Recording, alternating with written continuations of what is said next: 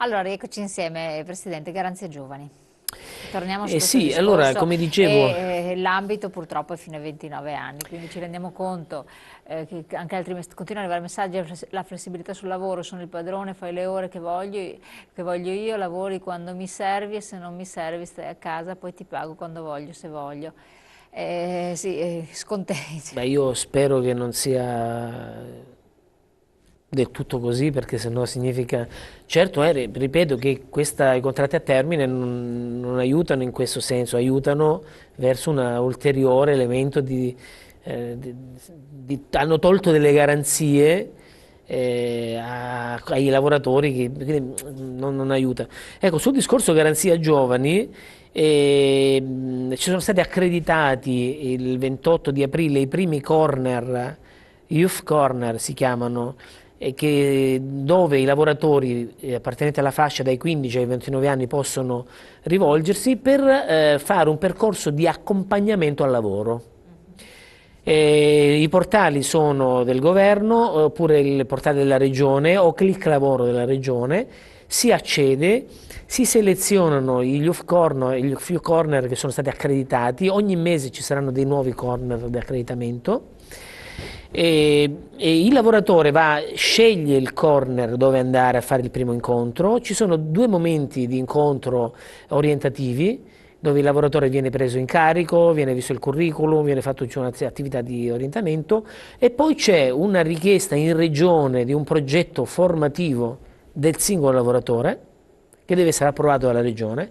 Una volta che viene approvato parte questo percorso di formazione. Cosa prevede?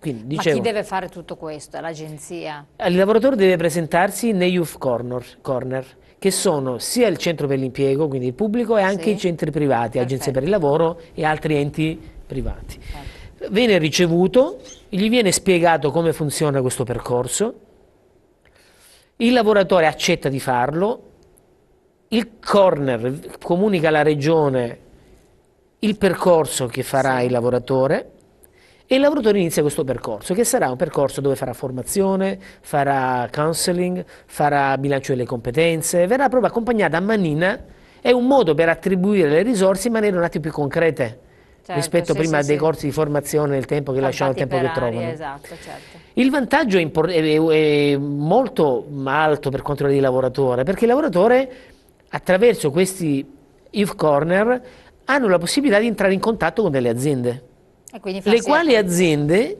se assumono un lavoratore che proviene da questo percorso, hanno degli sgravi fiscali, Ah, fino a 6.000 euro per un'assunzione a tempo indeterminato. indeterminato. Poi ci sono altri più bassi, fino a Step. 6.000 euro. Un'azienda prende un lavoratore che proviene da questo percorso, ha degli sgravi, Perfetto, no, che questo è partono da qualche importantissimo. centinaia di euro a 6.000 euro.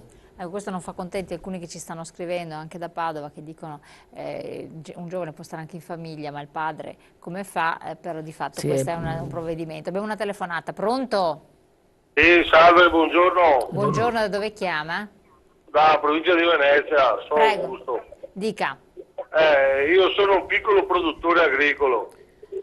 Sì, Abito nel cerchio dove si produce il radicchio di Treviso. Lo sa il mese di gennaio quanto hanno liquidato all'ingrosso il radicchio di Treviso? Calcola che per fare un chilo di radicchio finito a me costa 3,50 euro. L'hanno liquidato 50 centesimi. Adesso io parlo per me. Voi mi sapete dire come fa una persona a pagare gente, tasse e quant'altro serve quando che io lavoro con 3 euro di meno per realizzare il costo, parlo del costo di un chilo di radicchio. E questo penso che non valga solo per me, sì, che sì. sono produttore agricolo. Penso che valga anche per i piccoli imprenditori che ormai si scannano l'un l'altro per accaparrarsi lavori sotto costo o sottopagati. Perciò anche quelli che vengono occupati, gli operai che prendono 2 euro, 1,5 euro. È Certo. sempre una conseguente di come vengono fatti i contratti.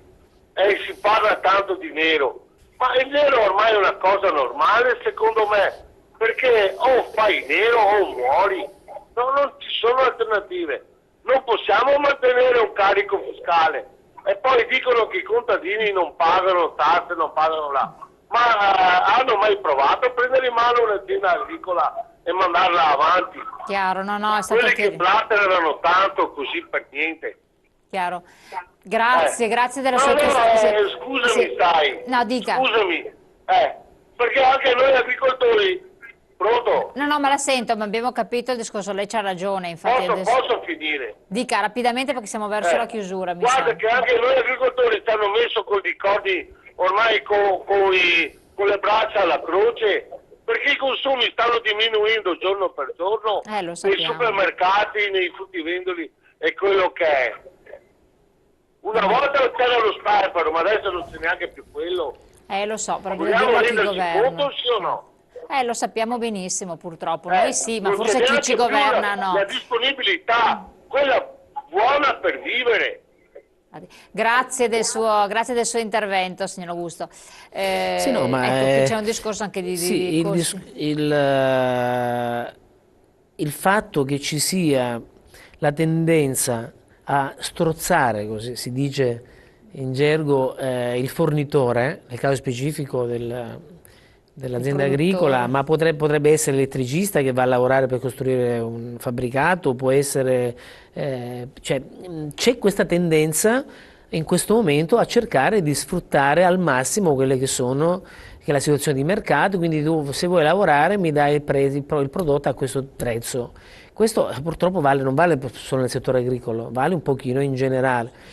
È evidente che un'impresa agricola o non agricola che vuole sopravvivere, che vuole portare a casa non per arricchirsi, ma per sopravvivere, per far mangiare la propria famiglia, deve trovare in tutti i modi per poterlo fare.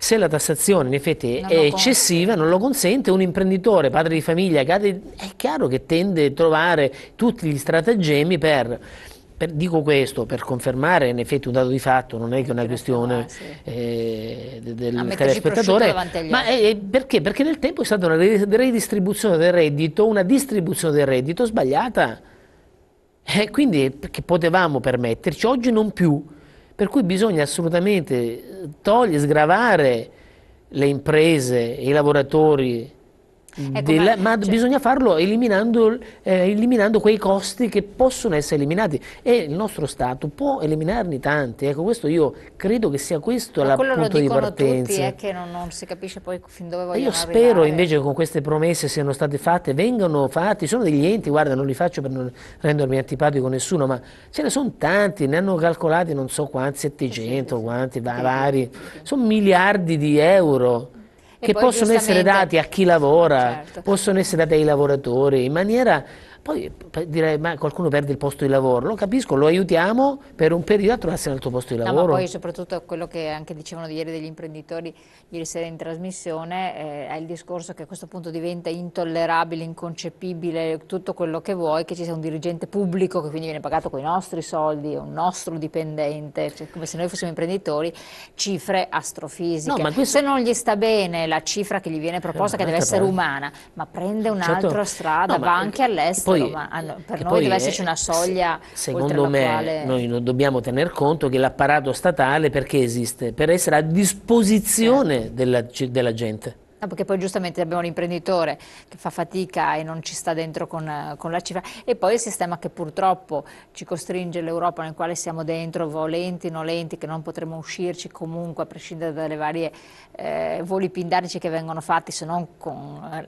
lacrime e sangue brutali, è il discorso che si vuole tutelare e salvare la grande impresa. L'ha già iniziato Monti in modo chiarissimo, i grandi capitali esteri che entrano, che so io, ma il piccolo assolutamente no.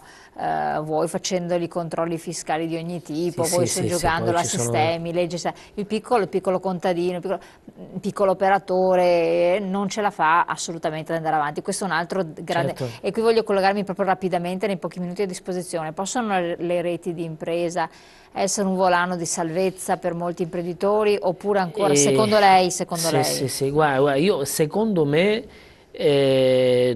può essere positivo laddove la rete di impresa, cos'è? Alcune imprese che si mettono, almeno due imprese, la legge dice almeno due imprese che si mettono insieme e condividono costi e anche Certo. strutture e quant'altro.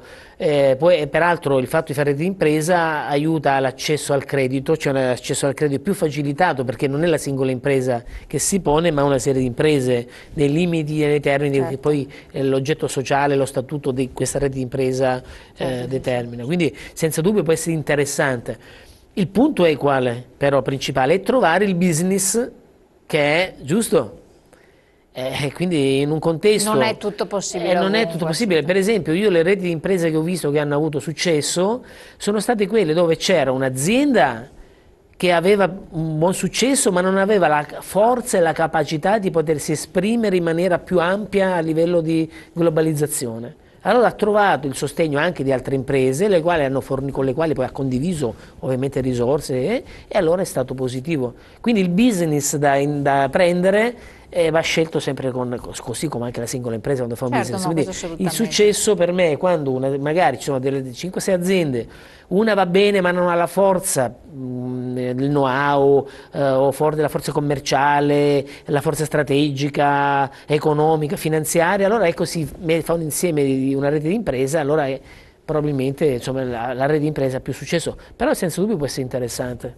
Ecco, facciamo un accenno anche all'estero. Sono arrivati anche dei messaggi a questo proposito di input e di stimolo, cioè c'è possibilità di lavoro soltanto all'estero, le imprese possono sopravvivere se vanno all'estero, ne ha accennato anche lei, voi avete un ramo, chiamiamolo un ramo, un'azienda in modo particolare che si occupa dell'estero. Sì, noi ahimè da un certo punto di vista aiutiamo le imprese che vogliono delocalizzare ad andare all'estero proprio per le cose che venivano dette prima, che il costo del lavoro qui è esorbitante, quindi molte imprese sono andate via e vogliono andare a delocalizzare.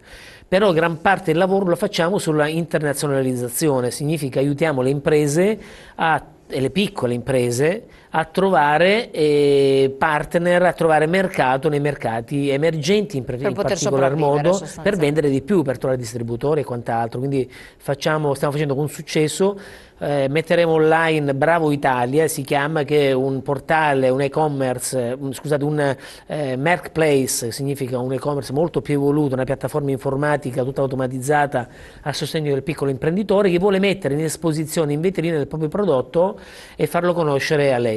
In maniera gratuita lo faremo, metteremo online presto, ormai si tratta di qualche settimana, quindi insomma, diciamo questo per aiutare i nostri clienti a trovare nuove opportunità di business all'estero. Quindi vediamo appunto... Ci torneremo magari con calma. Sì, assolutamente, vediamo il loro Interim International come riesce ad operare, cosa riesce a fare, dove si muove, in quali mercati. Detto questo siamo arrivati al termine, io la ringrazio e la saluto, ringrazio i nostri telespettatori, ci vediamo naturalmente domani, grazie. Grazie.